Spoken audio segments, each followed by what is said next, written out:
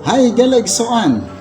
Ang pulong sa Ginoo nagkanayon mga kaigsunan sa Matthew chapter 5, versikulo 39 mga kaigsunan nagingon, apan karon sultihan ko kamo, ayaw balusi ang nagbuhat kaninyo dotan. Kung sagpaon ang imong tuong aping, ipasag pa usab ang wala. Muna igsuan ang prinsipyo sa Ginoo mga kaigsunan.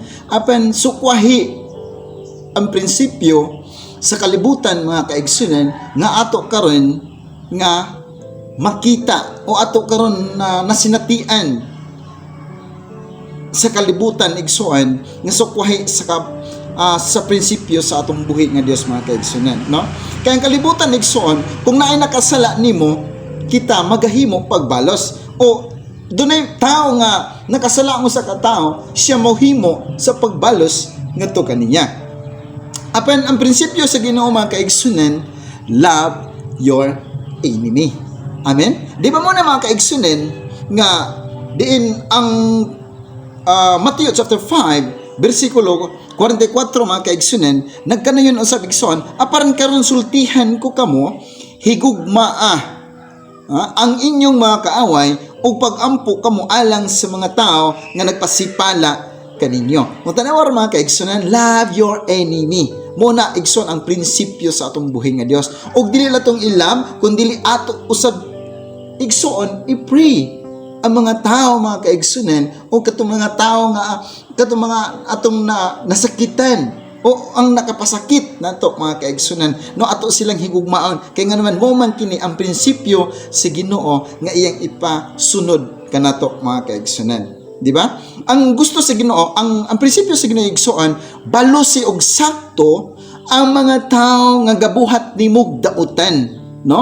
Muna mga kaigsunan ang prinsipyo sa Ginoo. Then muna maigsuon kay ang tao mapaubsanon mga kaigsunan, ipataas ra gyud nas Ginoo pag-abot sa saktong panahon. Di ba? Ang Lucas chapter 14 versikulo 11 mga kaigsunan, kay nag-ingon diha igsoon, kay kadtong magpataas ipaubos og ang magpaubos ipataas. Muna siya ang prinsipyo sa Ginoo mga kaigsunan.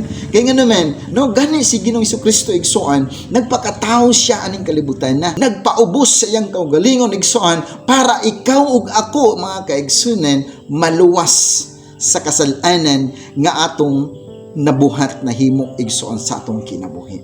Kay gusto sa Dios igsoon, no, maghigugma ay ta sa matag usa. Kay nga naman siya Dios gugma mga kaigsoon, no? So ang atong himuon buhaton igsoon, magpaubos ang atong matag usa ka galingon. Magpaubos sa ta. Kay nga naman mga kaigsoon, moabot ang isaktong panahon sa mga tao nga mapaubsanon. Nag-ingon ang pulong sa Ginoo igsoon, kadtong magpataas ipaubos o ang magpaubos ipataas.